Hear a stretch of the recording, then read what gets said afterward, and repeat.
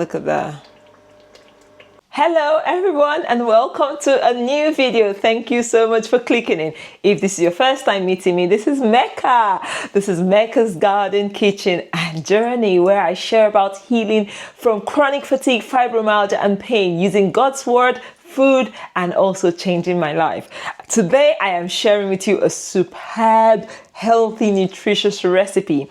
These we have here, these are called ukwa in Nigeria, where I come from.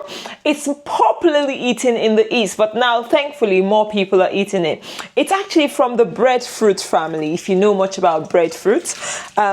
It looks really, I don't know, it looks more like a legume, but it's not a legume. It grows like in big pods on trees. That's the best way to describe them. They harvest them, they actually ferment it and process it. And then if you can cook it that way fresh, fine. But most times for people like me in the diaspora, we get it dehydrated, like just dried in the sun, and we buy them here. And I normally would freeze mine. And when I need to cook it, I rehydrate it. So this is what it looks like after a good 6 hours or more. This meal is so good because it's one Nigerian meal that is purely vegan, originally vegan. We do cook it this way naturally, like before all the modernizations happened and people started adding things like dried fish, and that's fine if that's what you want to do. So today I will show you how you can make this easily in the comfort of your home.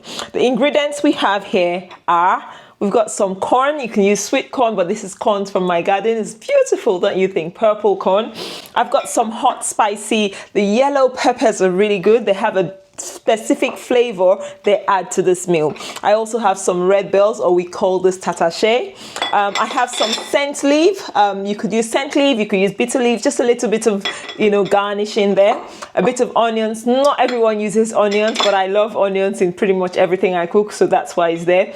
We also have, there's a calabash nutmegs and njansa seeds. So this actually impacts a different flavor, and you can cook this entirely without any ingredients, without even adding salt, and it's delicious. Yes, I said so. Try and let me know. And actually, people that have eaten it without any additional ingredient, let me know in the comment section.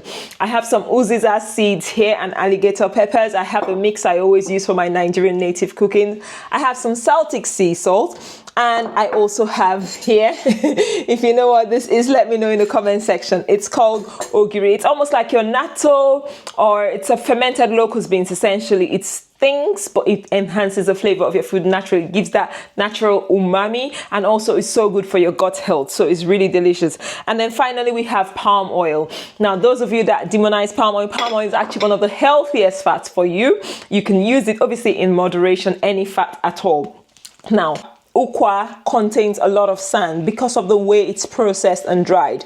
So you need to give it a very good wash and ensure you get rid of all the sands. Now I'm using a colander also, so any sort of sand particles will be collected at the bottom of my pan. But I have washed this before doing that, so that is something you should do, okay?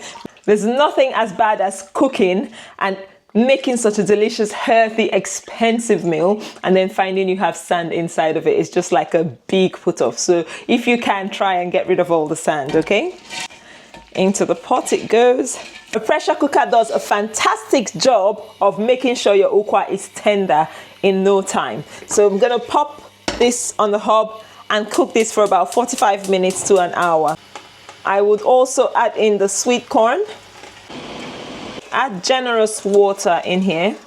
This is tough corn. You don't have to add your corn now if it's not this tough. And then we'll let this cook for about 45 minutes to an hour. Whilst our ukwa is cooking, we're gonna go ahead and use a mortar and pestle. I'm also gonna be chopping up my onions. Next, I will add my peppers to chop them in the blender. It's perfectly chopped. Add your palm oil into your pan.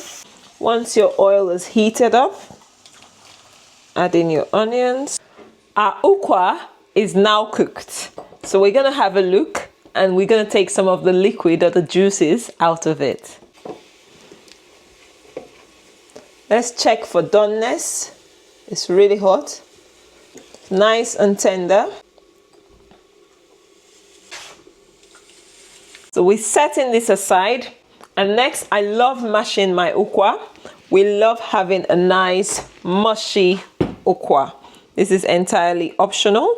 So I'm gonna just use a masher and just give it a little mash.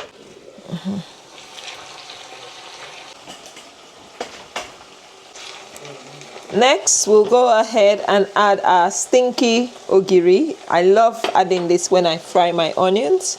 And also the calabash, nutmeg, or ehuru and njanta seeds. And then we're just gonna melt that in and let it stir fry. And then finally we'll add in our chopped peppers. Stir.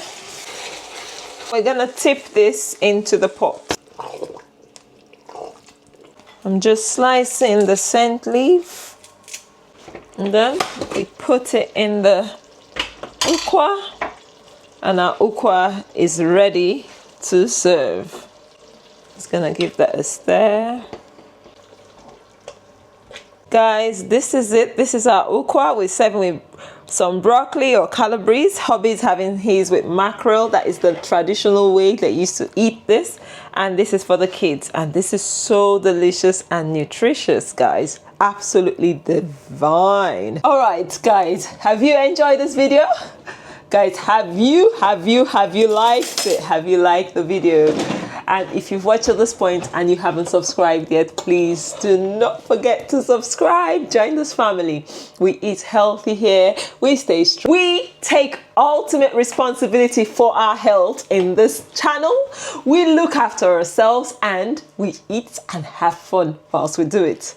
Anyway, until next time, I'll see you in another video. Don't forget, once again, like, share, subscribe, and bye-bye. Have a bite.